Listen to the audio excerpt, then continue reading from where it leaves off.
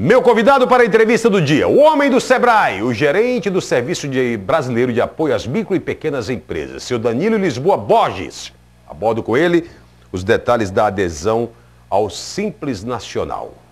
Inicialmente, nosso boa tarde, muito obrigado por atender ao nosso convite. Aqui está para submeter-se a esta nossa sabatina, mas você também vai ficar à vontade para colocar aquilo que seja de interesse público em nome do Sebrae. No que diz respeito ao Sebrae, nós temos aí o Simples Nacional, que muitos empresários já estão se manifestando, dizendo não, está quase a mesma coisa para montar uma empresa, está quase a mesma coisa que utilizar do que era no passado. Isso é verdade? Bom, depende muito, né, Matheus? É o seguinte, o Simples Nacional é uma nova forma de tributação, né? Que as empresas que têm um faturamento de até 2.520.000, isso no estado do Maranhão, elas podem optar por esse regime de tributação, que é um regime bem mais simplificado, menos burocrático, em que num só boleto ele consegue reunir o pagamento de 8 tributos municipais, federais e estaduais. Tá? Então, essa é a grande função do Super Simples. Através da adesão ao Super Simples, você pode também reduzir a sua carga tributária em até 40% em alguns casos. Isso já foi comprovado, porque na medida que você adere ao Super Simples, você é classificado em uma das tabelas dessa lei.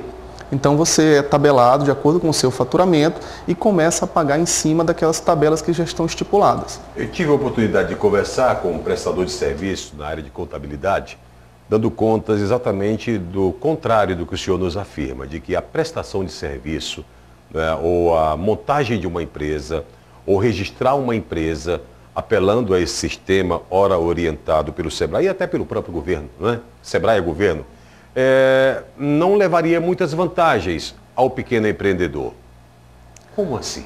Bom, veja só, existem os tipos de empresa, né? Se você quer montar uma empresa que ela tenha um faturamento maior do que os 2.520.000, no caso do estado do Maranhão, e no caso de alguns estados, 3.600.000, às vezes é mais interessante você optar pelo lucro presumido ou lucro real, que são outras formas de tributação. O Super Simples, ele está justamente para aquele micro empresário ou empresário de pequeno porte que tem até esse limite de faturamento.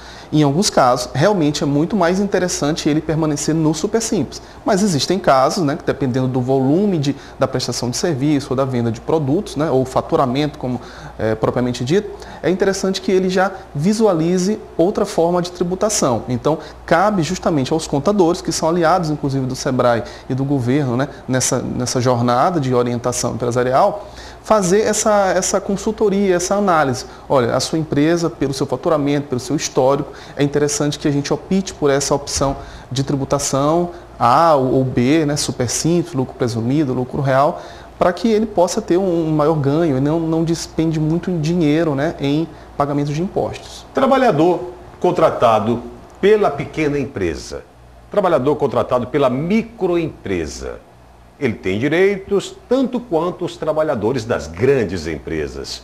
No que diz respeito a esta obrigatoriedade ou a responsabilidade da micro e pequena empresa com esse trabalhador, tem algum diferencial por ela ser micro, por ela ser pequena?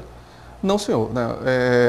A questão do trabalhador, ele não está incluído nesse Super Simples. Super Simples é regime de faturamento, de tributação.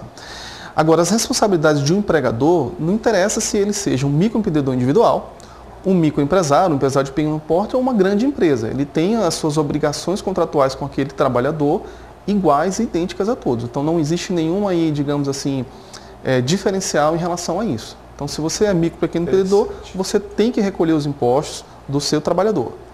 Empresário de pequeno porte, microempresário também tem que recolher o mesmo tipo de imposto.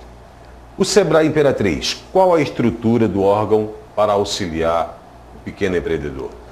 Bom, nós estamos aqui em Imperatriz já localizados na Avenida Bernardo Saião, esquina ali com Souza Lima. Temos uma agência nova, moderna, recém-inaugurada no começo do ano passado. Dispomos de uma equipe muito bem capacitada, né, estruturada e disposta a atender todo e qualquer empreendedor, candidato potencial empreendedor que esteja nos procurando. Nesse mês de janeiro, a nossa grande missão é estar orientando os microempreendedores individuais, né, que também têm seus prazos aí para prestar contas com a Receita Federal, assim como existe esse prazo para adesão do Super Simples, né?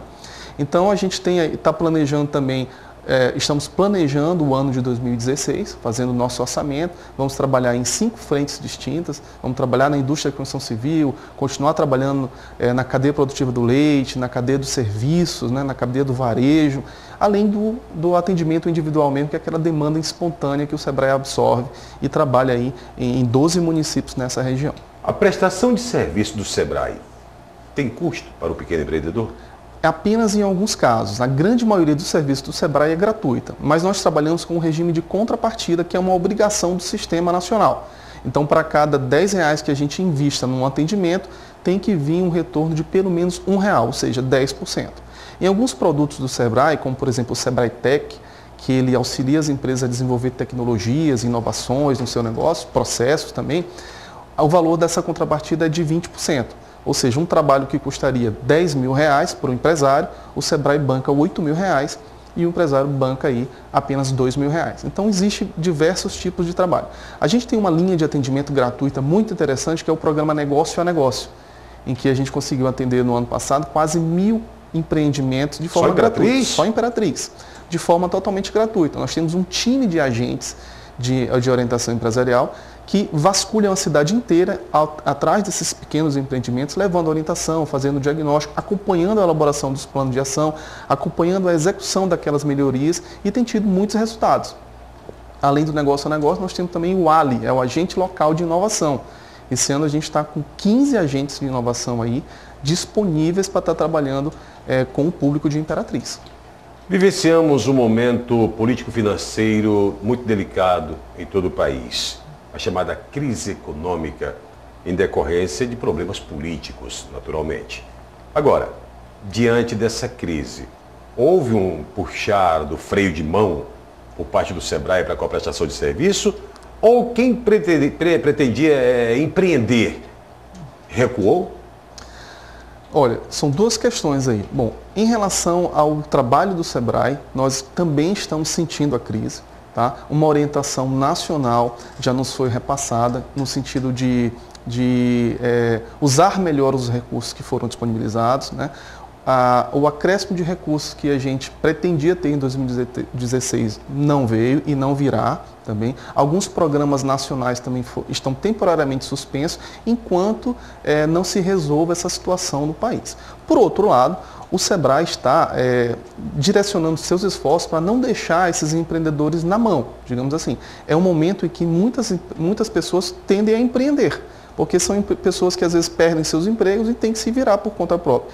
E esse se virar geralmente é no caminho do empreendedorismo. E a gente não vai deixar de atender, não vai deixar de orientar e de fazer de tudo para que essa pessoa consiga se sobressair nesse cenário aí de incertezas.